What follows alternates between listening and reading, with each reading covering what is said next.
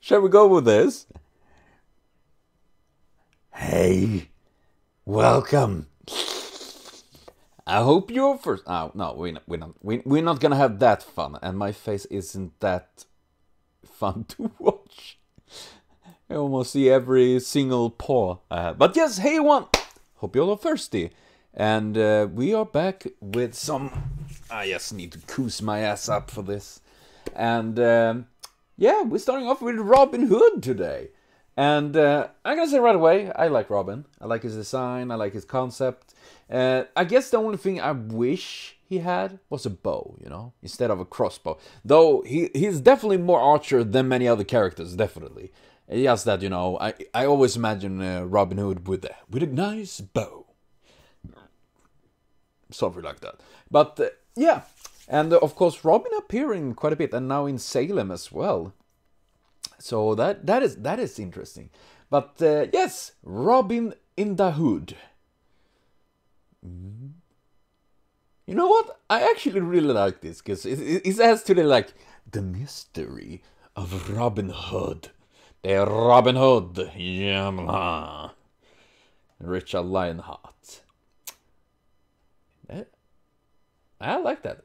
Cool with the coloring there. Oh, I like the bashful one. Oh, you're this charming little devil. Oh gosh, I think that's pretty interesting though. That I need to, you know, focus on leveling up. Wait, don't I have him level 17? Maybe even for Graylin at some point. Well, class archer, true name Robin Hood. Again, the male, source historical fact. Was it historical fact? Isn't more fictional? Because Robin Hood was, if I don't remember wrong, I'm actually gonna take a look on that. Because if I don't remember wrong, Robin Hood was created by the same guy that created the Three Musketeers. What was it? Durban or something like that. Or is it actually? It's a legendary heroic in English folk. Okay. So the stories are actually based on real legends that existed. Lots of poems and stuff. That's nice. That's nice. But wasn't the book? And I'm sorry. Now I'm getting so fucking curious. I need to find out here. I need to check.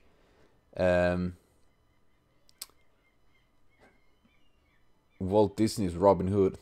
Though I'm gonna say the best Robin Hood movie is without doubt Man in Tights. We're men in tights. We roam around the forest looking for lights.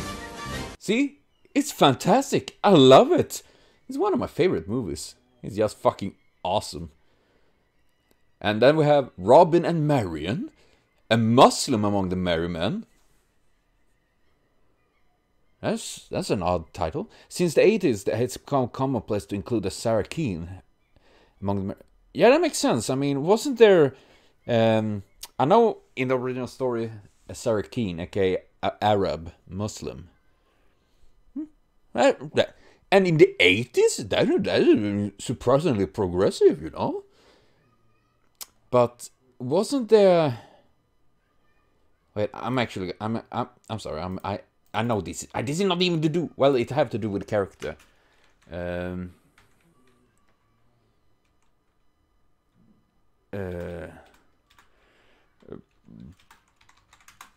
Robin Hood book. Let's see what we can find. Because I mean, there are many. And written by Howard Pyle. Was that it I actually read?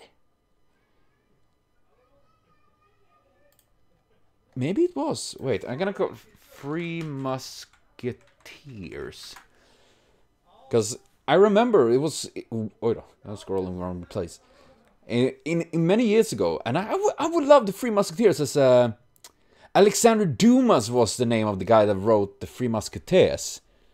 Alexandre Dumas. Bon Dumas David de la Pelleterie. That is... And oh god, he looks funky as heck. He looks like this. Holy... Wait, I'm gonna show you guys. Because I legit figure he looks funky as heck. He look like a mad ass boss. Ah! That is a guy that I give 0 fucks what you think. I can like it actually. But yeah, I remember reading the Musketeers and all that, and Robin Hood when I was in school. So it's like almost 20 years ago. My god, I'm so old. Why am I so old? He wrote the Nutcracker? A revision of Hoffman. Okay, the Pale Lady, the Wolf Leader. Wait, did he?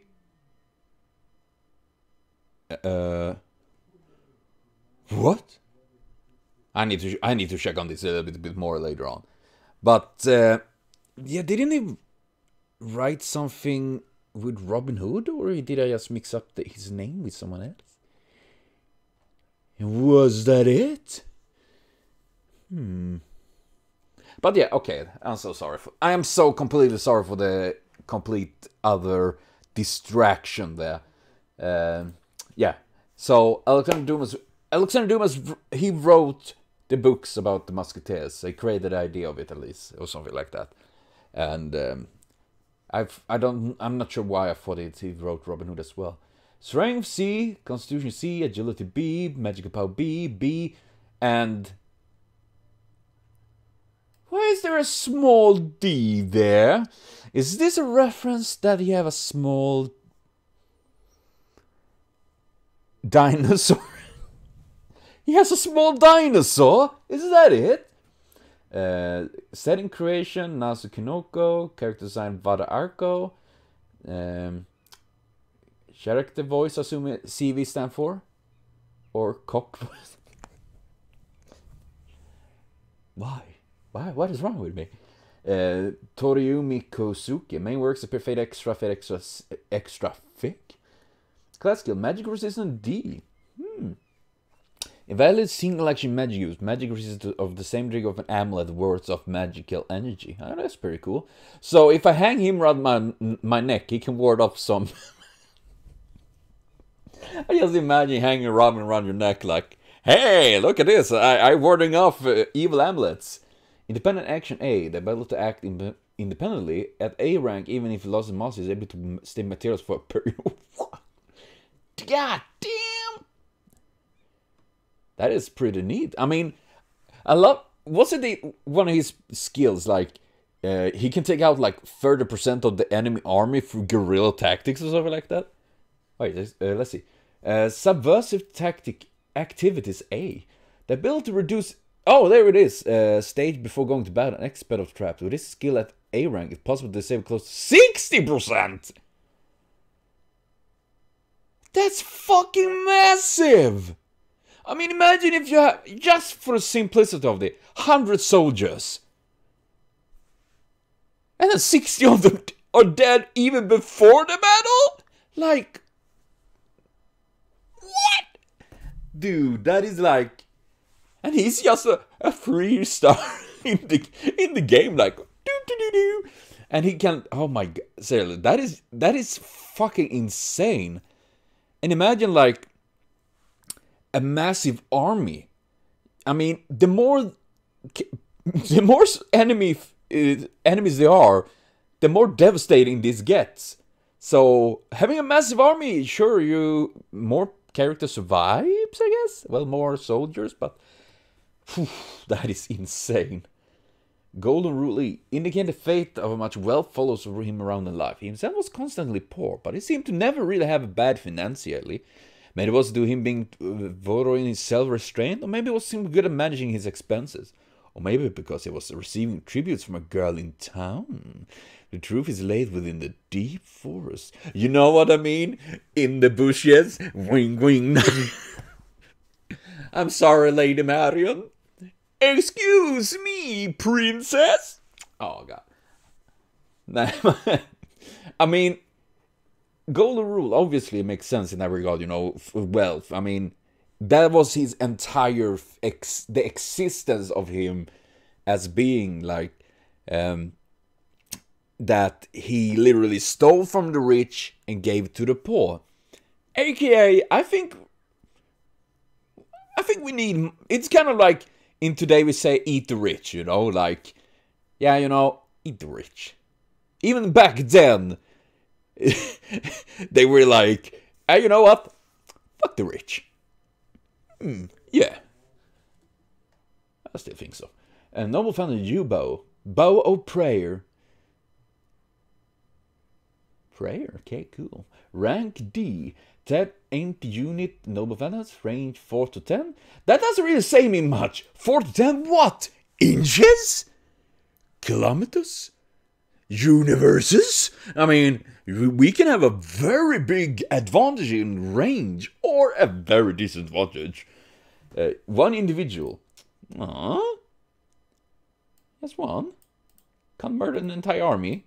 Then again, he do that without an MP.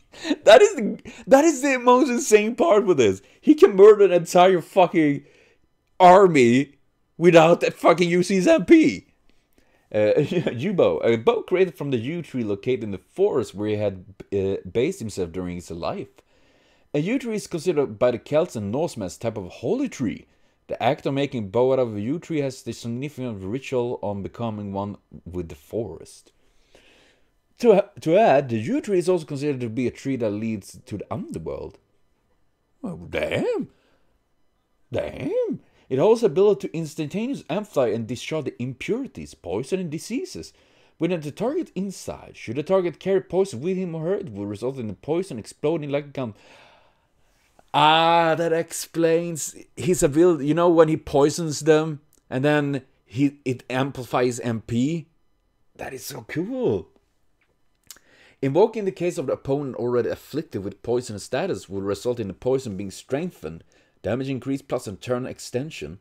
Other than its effect as a normal weapon, by piercing the ground as an origin point with an arrow, it also is possible to turn surrounding poison spells die with you poison. Damn! Holy nut, mamoobity! I don't even know what that was. I got a stroke mid-sentence. What are you doing, Tifa? And I think that is really cool. And I actually like that his MP is based around having the enemy poisoned to amplify the damage, you know? I think that is really cool, actually.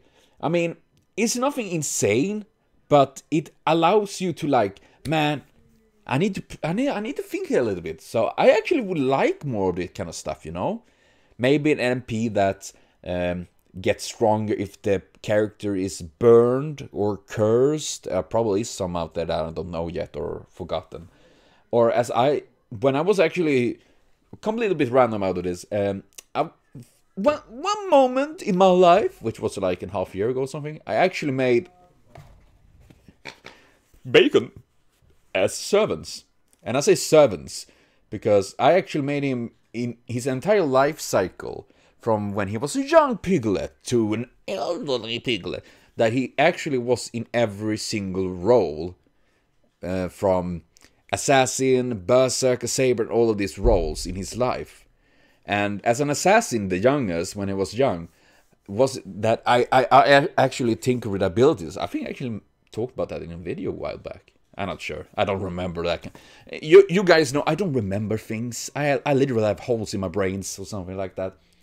And the thing was that one of his abilities was that he could, like, make them bleed. So he gave them, well, literally like a poison, you know, but in bleed instead. And that could combine with his MP to empower, and yeah, you know, a bit of this kind of stuff. I kind of like that. It adds a bit more dynamic to the game, so to speak. Origin, personality. Wait, personality? His origin. Huh? Oh wait, okay, my brain, I don't know. His origin being the son of the wandering druid priest that made him excellent as guardian of the forest. Due to being able to become friends with the fairies of the forest, who are invisible to human eyes, he had been persecuted by the villagers as one possessed by fairies, treated as an orphan and burden to the village. Aww.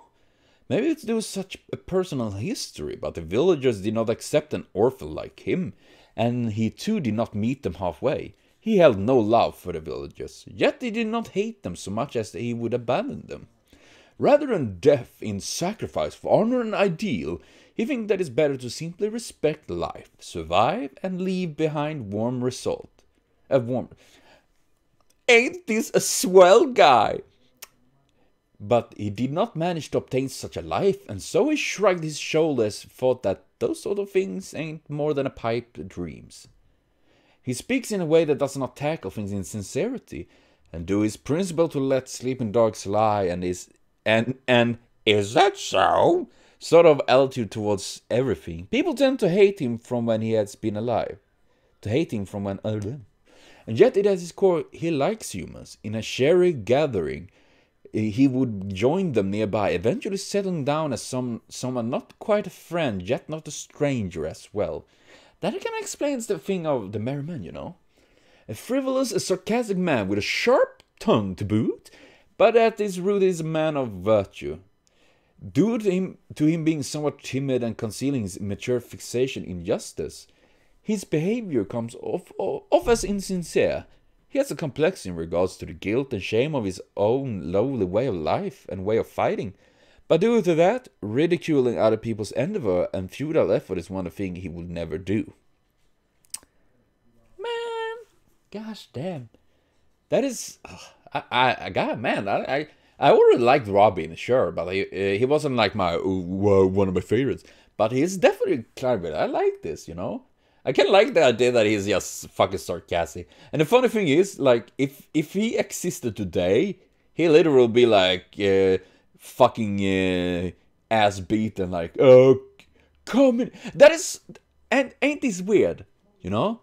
If one person robs and completely nations of people of money, it's called corporation. But if one person robbing a rich one, well, it's robbery.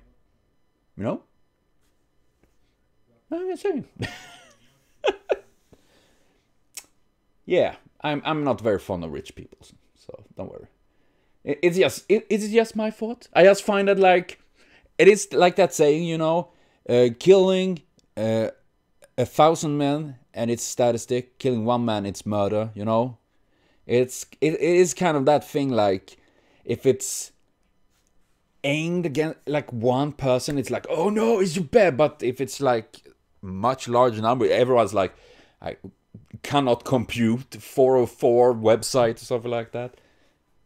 I'm just dumb. I'm sorry.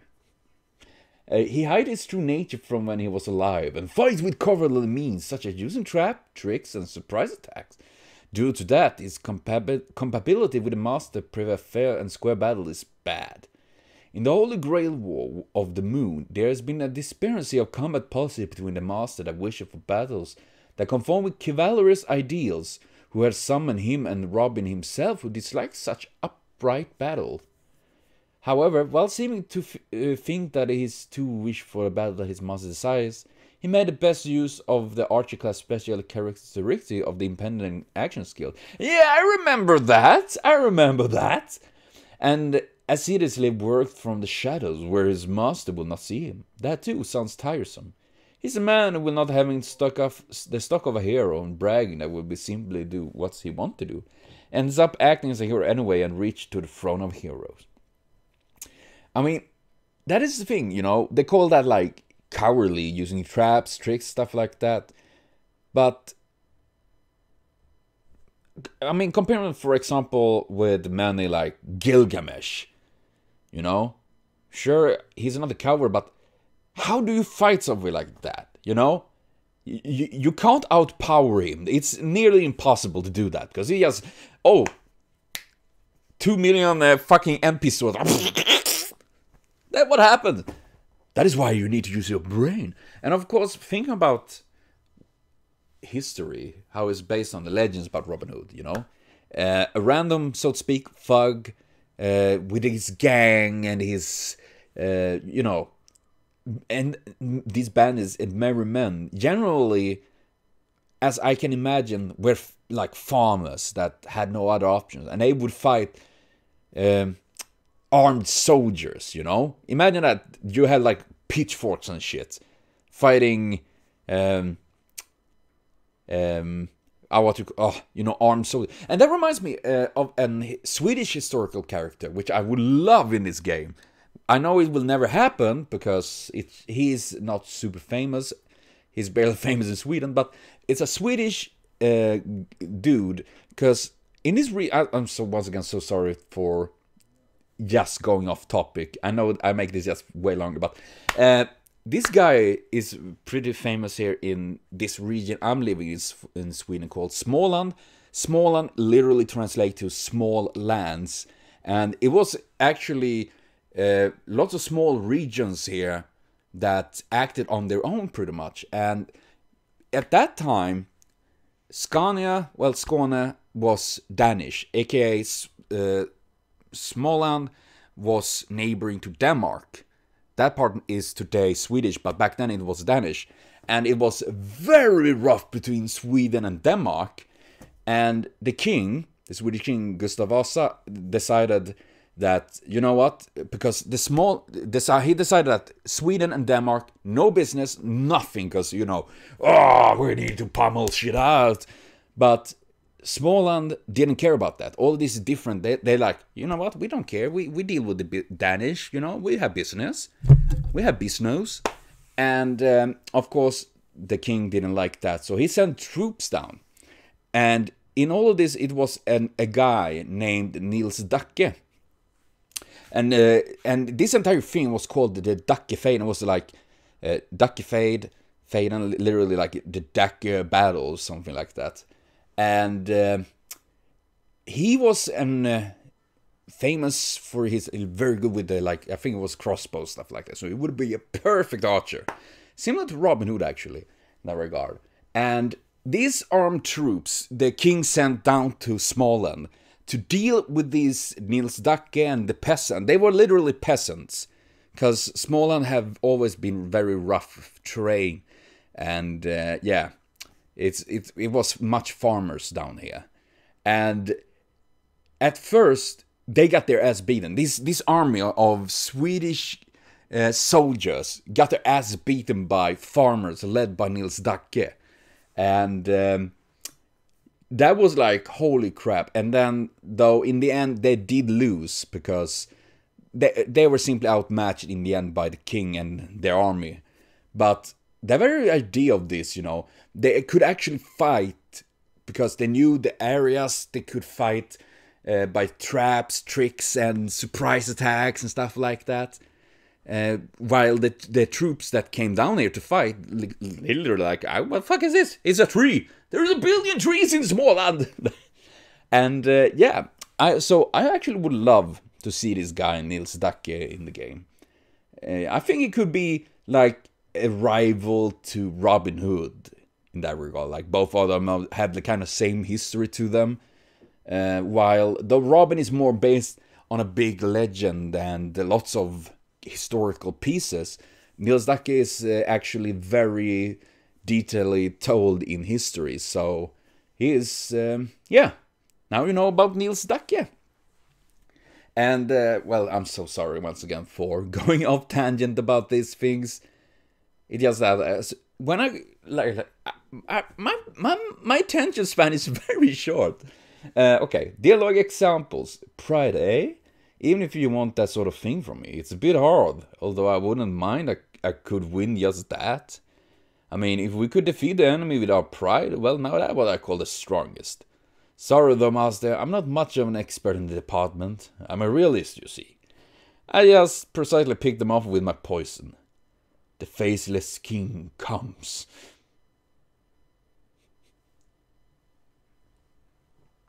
You hear that, guys?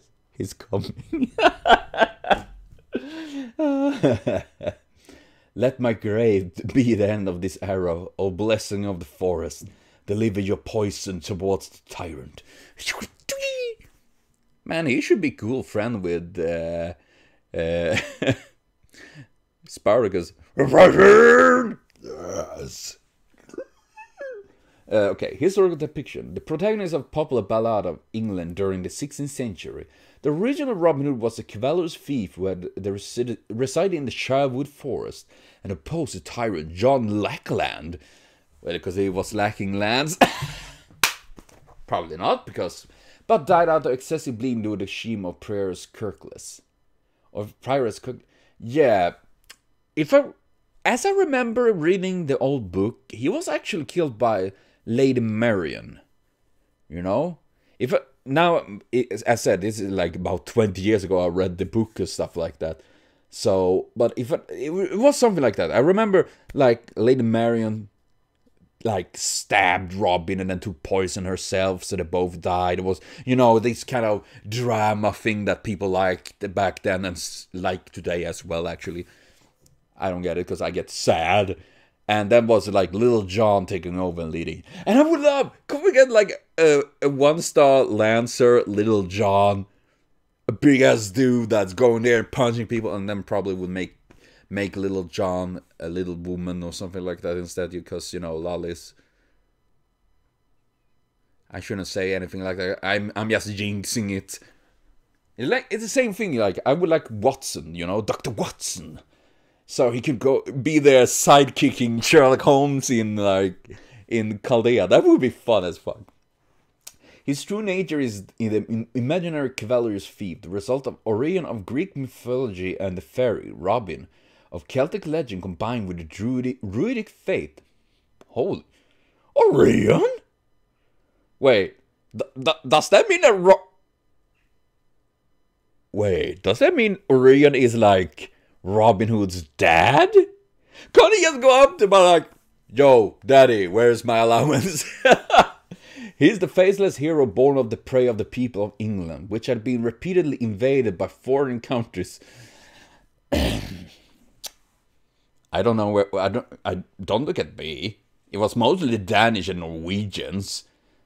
Sweden were mostly in in the other places. They went the other direction. It was like, Denmark, Sweden, and Norway. Norge is called in Swedish. Norway, like, you know what? We fight each other, but at the same time, we fight at different places where we plunder, so we can feed and enrich our armies. Like, while we fight each other, the Vikings, they were very, very busy with things. They focus on very, very lots of things. Although it was figured as and although there was a figure who had served as the base, Robin Hood appears to be inexistent, which came to be from the amalgamation of many others. This Robin Hood, too, is no more than one of the numerous Robin Hood. Originally burdened to the village, he had been in youth with a single relative living in the outskirts of the village. Yet, due to the unexpected, he ended up concealing his true nature and fighting the army of the feudal lord. During the course, he became known as the Green Man. Alien. He was not able to abandon the village, suffering the feudal lord's tyrannical rule. At first, he only been able to save them and repel the feudal lord's army by chance. But from the second time he started fighting hard while bearing the hopes and wishes of the villagers on his back.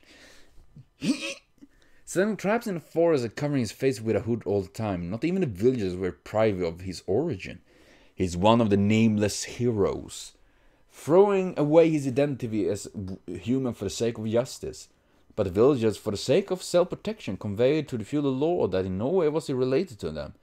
They pushed all the responsibilities on him and turned him into a common enemy, yet he still continued to fight. However, in just short of 2 years he had died after being shot by an assassin. Receiving such a death without any reward, he was then turned into heroic spirit as Robin Hood. That is just sad! Man, I mean, obviously I can understand that as well. You know, when you, it's it's part of the thing that when people that are oppressed and there is someone fighting for them, it's coming to this point where they're like, man, if we say that we relate or fight with this guy, we most likely will get murdered as well. And people, when they are afraid, you know, they think about family, like, I don't know. It's obviously, in a way, coward way to do, but also a way of survival, you know? But, man, Robin, he was a dude. Nameless, I mean, it's like, Nameless Archer, you know? Am I saying? That is like, what? In-game depiction. In the 5th chapter, North American mythology Great War A Pluribus Num, he makes an appearance by opposing both the Celtic army and the Federal army as one member of the Resistance. His partner is the fellow outlaw Bill the Kid. Even cast away from the nation known as the United States of America, Geronimo, an original inhabitant of the land, one can even cast it. Wow, one can that's not a win in my brain. One can say that outside of Robin Hood joining forces with Geronimo in a fight in the arm of the rule of the land as an inevitable outcome. In a way, it's actually kind of romantic, you know? I'm just saying. Even if North America, man, I legit forgot Robin was part of that. I have little memory of it. I just remember Cuckoo Lane and the med that literally like squirted out massive amounts of Celts out of her pussy, and Edison building an army like capitalism. That's pretty much what I remember from that mess. The picture in previous work. He appears in Fate Extra. His master is Dan Black. I remember you, Danny. People call him Danny. I call him Daddy. He abided by his master's instruction unwillingly, but not out of antipathy. It is that he is discontented with his master's humane righteousness. Due to his master, who valued the spirit of cavalry, simply would not hear of his thought or smoke and mirror sort of methods. Before long, he made the expression, I got involved with another pain in the neck. Jeez. In Fate Extra Thick, too, he ended up as the subordinate of an exasperated mastermind. Maybe he was just born on a sense of fate. Yeah. Wasn't that the thing? If I don't remember, I know I don't remember exact how things were and stuff like that, but isn't that the idea that Master summons an heroic spirit that somehow is, you know, they can connect with, you know, like if a crazy, for example, Ryuzuki in Fate Zero summons Bluebird, both of them like are freaking insane, and yeah, isn't that main one of the things? And obviously that they have an heirloom or something that can be an conductor when they do the summoning. So someone like Dan Blackmore, it feels odd that he would summon someone that is literally the opposite of him, you know? Then again, I guess in a way, Robin Hood, obviously, he fought for good. The ideals he fought for may be similar, but it's just that he have the opposite in his regard of like, yeah, you know, I can't fight a fair fight. I'm fucking up otherwise. You know? Maybe there is, I don't know. Maybe. Oh well. Connection with other characters. Artoria, Knights of the Round. I'm a Knight of the Round because I'm fat. I'm a round knight. I'm the Onion Knight in Dark Souls. Being servants from around the same area, he's not really comfortable with them. I mean, it's not like I'm a hero or anything like that, okay? And, I mean, Artoria, ruler. I mean, sure, she wasn't a tyrann like Lackland, but, you know, I can imagine it's a bit awkward, like, you know, I kind of fucked up the rich people. Yeah, saying. Nero. Tamamo Name. Oh yeah, by coming servant they end up as fellow members in the same bond. An undesirable but inseparable one, that is. Oh yeah. Ugh, these two are two... this time is gonna be a slapstick journey full with weird stuff. Okay, what stuff? I wasn't sure if it was stuffs or sluts on both sides. Yeah. I mean, yeah, I don't think overprotective server will really benefit the master, you know. For some I can imagine Emilia and Robin kind of bonding in a way, because both have this like nameless stuff going on for them, you know. Coming from Illustrator, I had to draw Robin the bird riding on the back of his hand. Draw Robin, but it doesn't mesh well in the drawing, so I put it on his shoulder instead. The result ended up a bit of a generic low pose. I feel like I'm receiving a thoughts that said it's fine. Well, the takedown in-game version that has Robin on his hand we're worn out, but we'll do it anyway. I'm sorry. I'm really sorry. Nej, Sumanai, take it. No, don't be like that. I think I like the design. I do. I'm really pleased with drawing his fine ascension the same way I do with Nero's. Yeah, I actually really like Robin's final ascension, you know. I really like the with the birds and all that, and he looks so happy. I'm like, always warming with me. And the next one is Atalante. I'm sorry, this video is already like over 30 minutes long. It's just because I'm pretty sure like 25 minutes is literally me going off tangent about all other stupid shit. But yeah, in general, Robin is... I like Robin. Seriously, I really do. He has a nice, stylish, simplistic design that I really like. And I kind of like this because it kind of gives me an Attack on Titan feeling as well, you know, with hoodies. Like, whew, I could see him in the same style of that. And yeah, I mean, his style is not very flashy in that regard, you know. But it also feels you can easily see like Robin the Hood. Yep.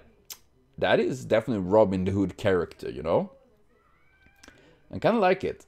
And in-game, I mean, obviously I haven't used him so much, but I kind of like the idea of him with the U-bow and the poisoning, and his ability in general is really cool.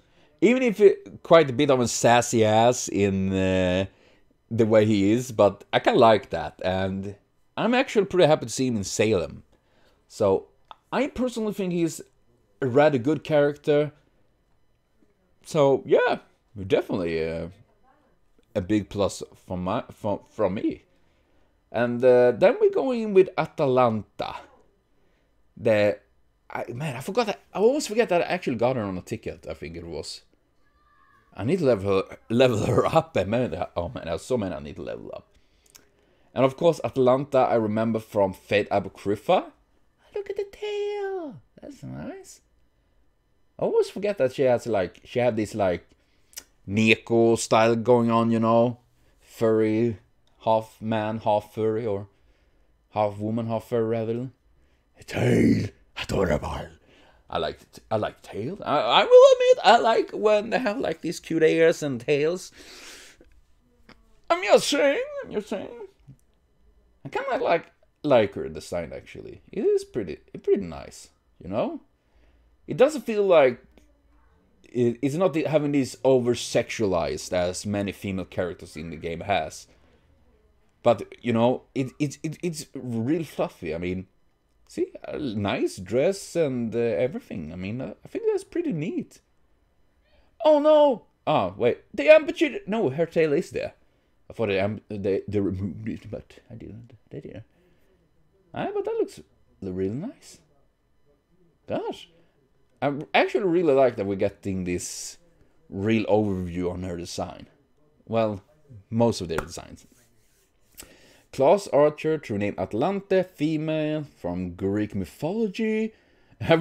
From Greek mythology, but based in Norway. That plot twist, like, dun dun dun. Alignment neutral evil. Oh. 166, 56. Character creator Yuichiro Higashadi and Jinroku Miyogaya. Character Rin Kusasaga, rather. Obviously, it is the same designer as Rama. Was it Rama he was named? You know, the saber. They obviously have the same style to it. That is pretty fun, because you can at times see like certain designers and artists like, yep, that's the same person that did like Parvati and Bodhisha and Nesa. and then we have like this. It is pretty noticeable. At times, I do wish though that they had the same style, you know, like it's the same artist doing these. Though obviously, I understand that they have different because, first of all, they can make more characters because one artist doing all of this, it is immense lots of work. Definitely lots of work, so it's understandable in that regard. And obviously, they don't have one single contracted artist. They literally hire different artists all the time, so to speak. So it makes sense. So, and I don't mind it because I get to see more different styles of art. I like that. I love art. Probably most of you already know because I always spam shit like that.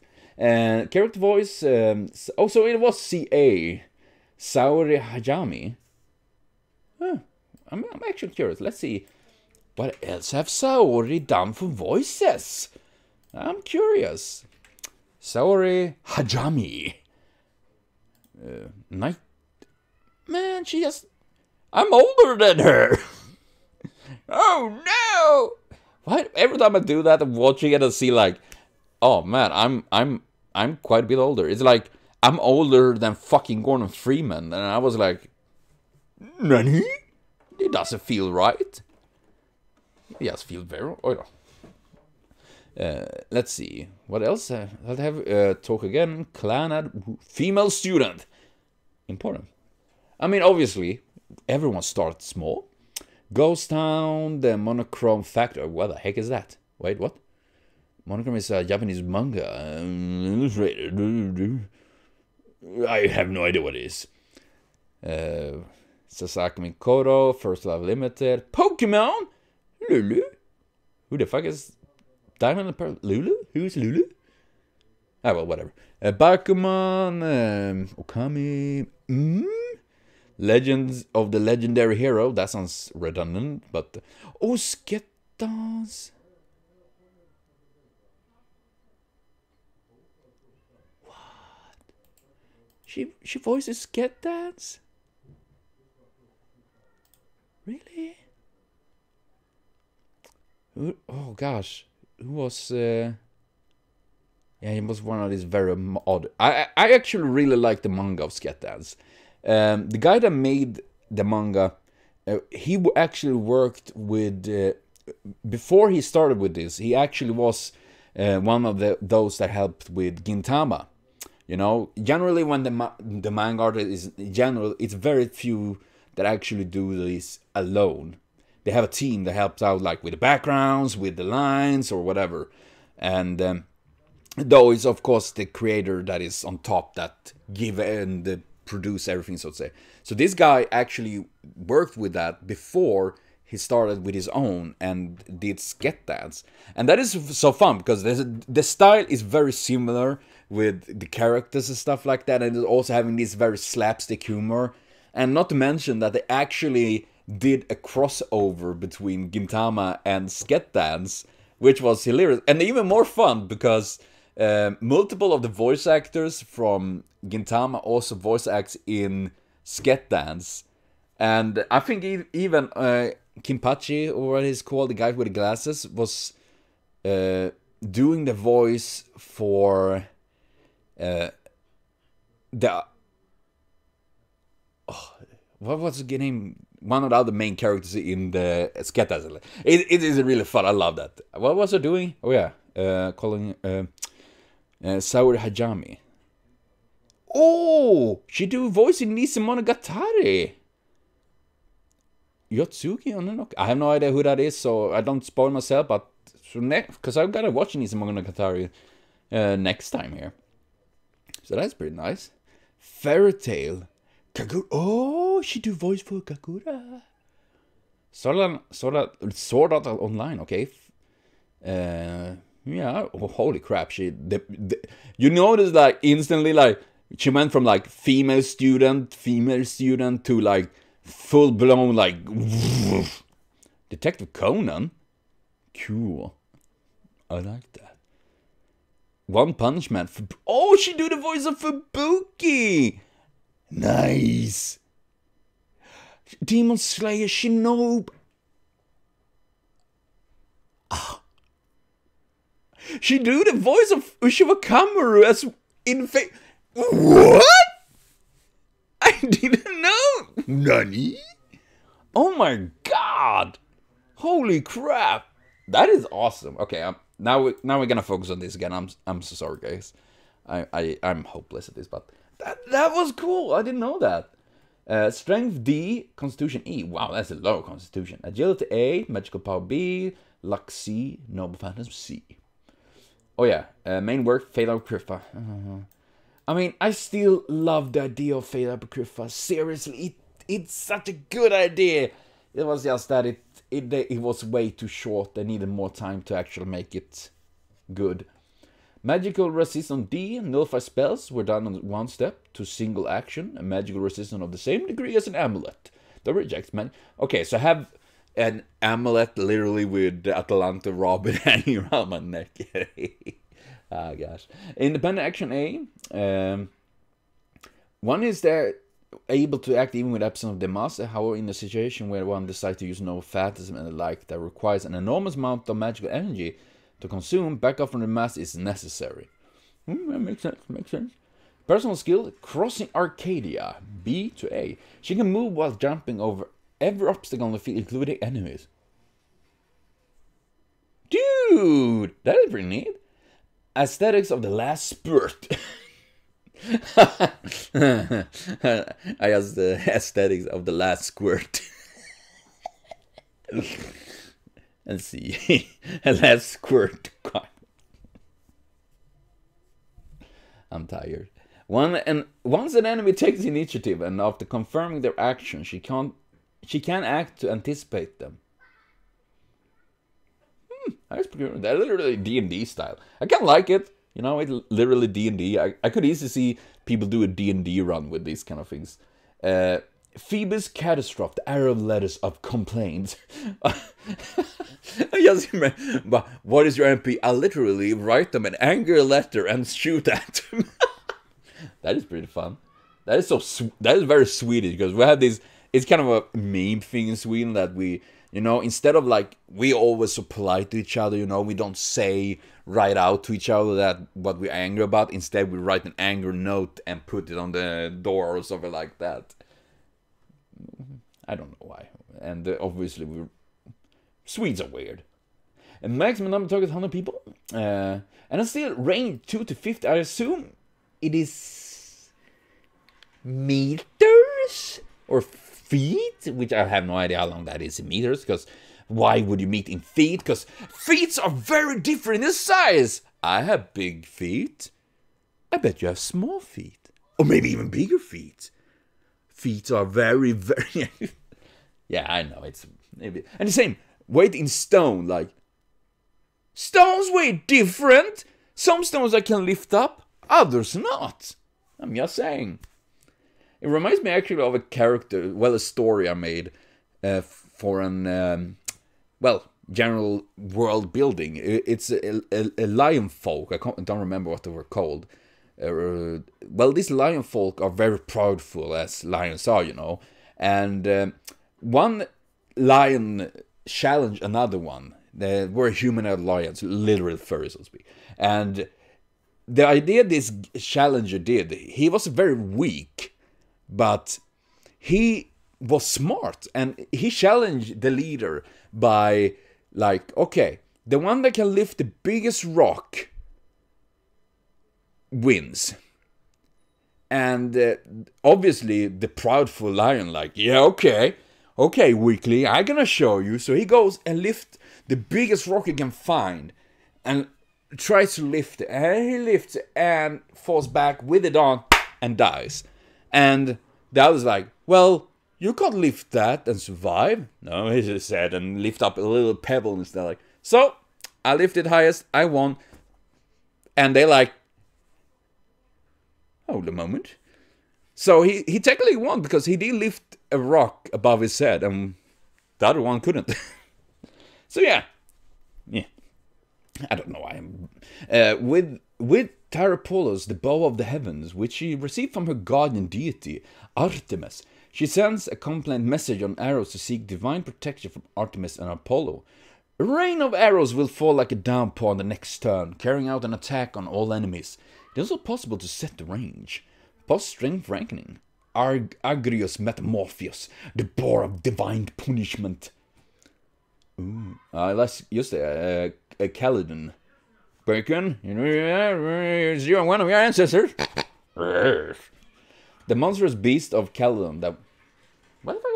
Why are the people outside? I know it's sun outside, but there is a virus here. No.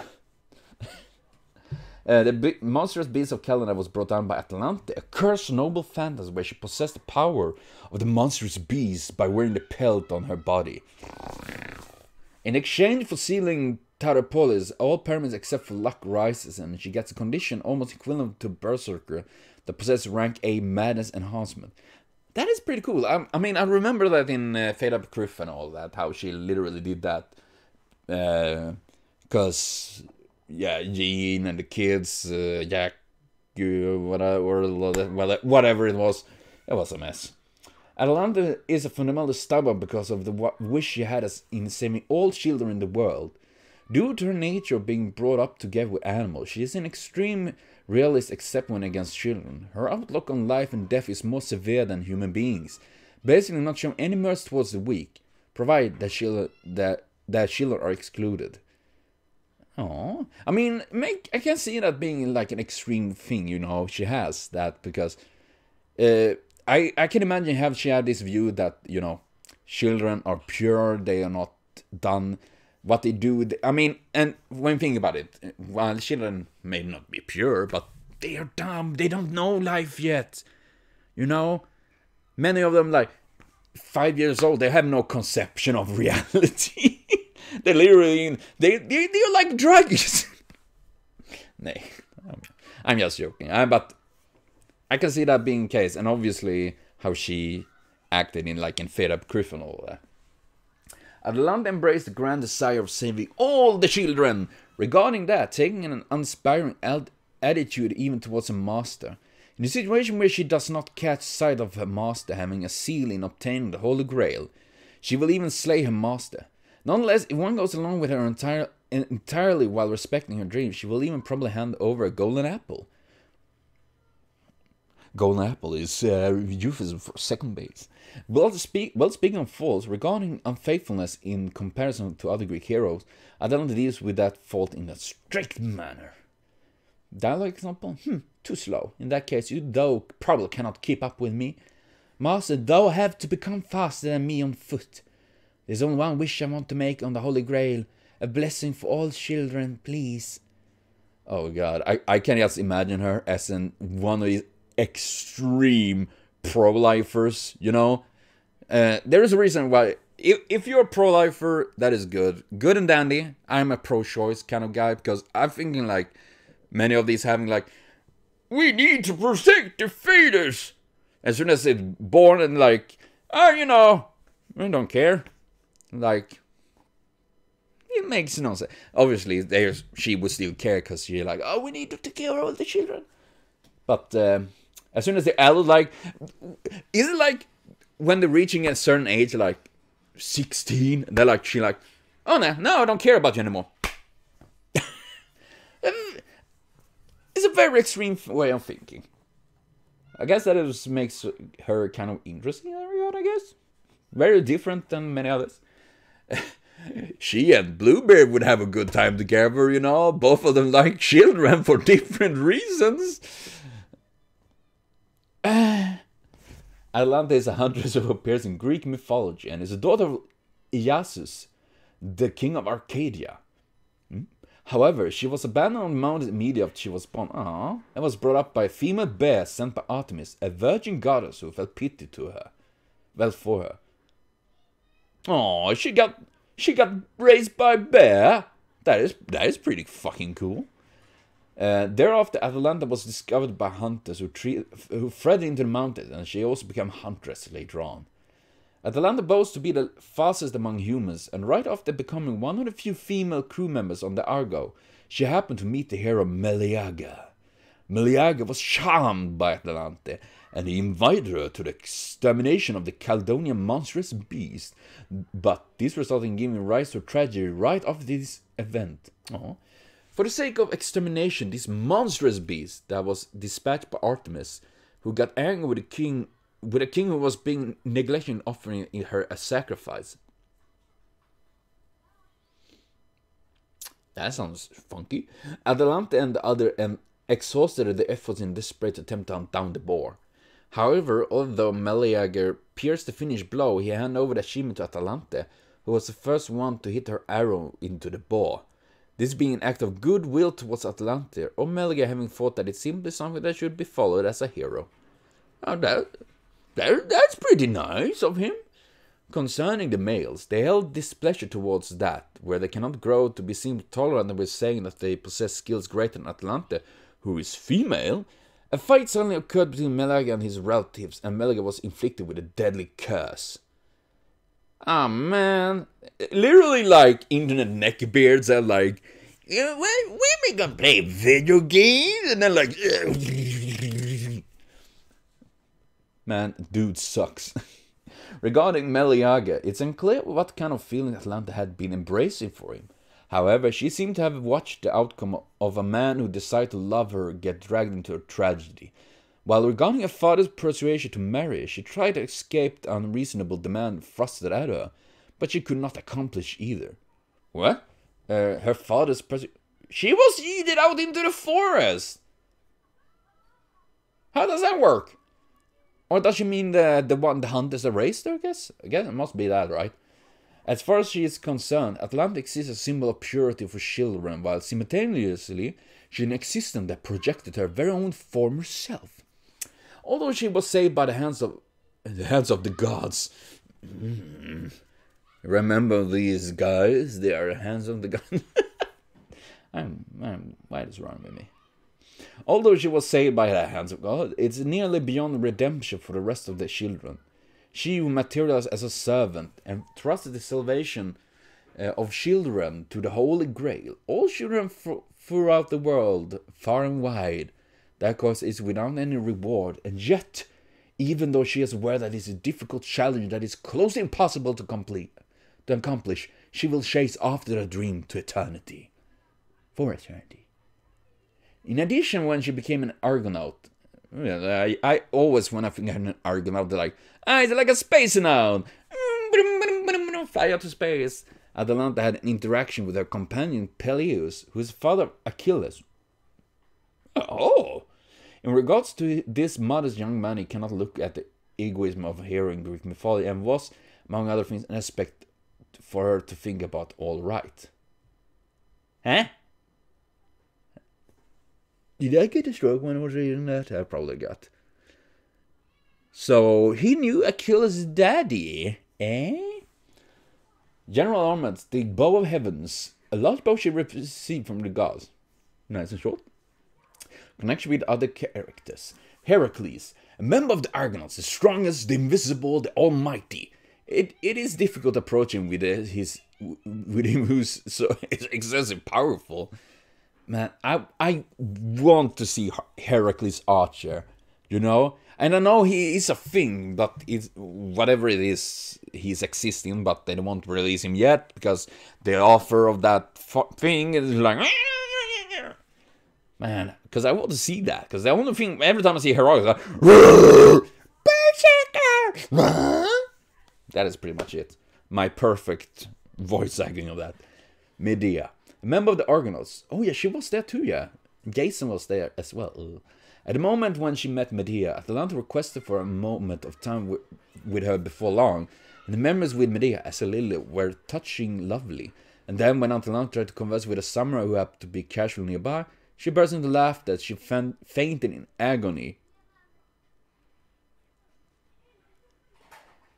With a samurai? Is that Swallow?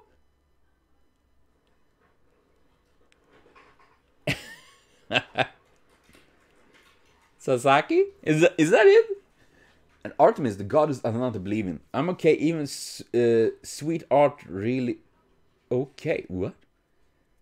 No problem. I'm okay after all. I'll bear with it. I'll persevere. I just hear like, oh please, please, please. Comment of illustrator. Only in a place there are people saying they are poor at drawing character with animal ears. Isn't that right? Only in this place there are people saying they are poor at drawing characters. What? Although I think that what everyone ponders about is what's going on with the section of for original ears? 4 ears? Holes? Hey, anything else? They said. Well, I think about it. Rather than saying she's like a child or a beast, isn't she an insect or something? I'm thinking something like, what? When I think about it, rather than saying, insect? Atalante is like that sort of insect girl. Her mouth isn't so bad, but doesn't seem to be pronounced as very cute. And the Terrapul's mentioned here is the bow of heaven. Atalante has access to another Terrapul which using Argus. Okay. The dark bird. What? Call it an insect? Nani? I don't see the insect thing. It doesn't make much sense to me.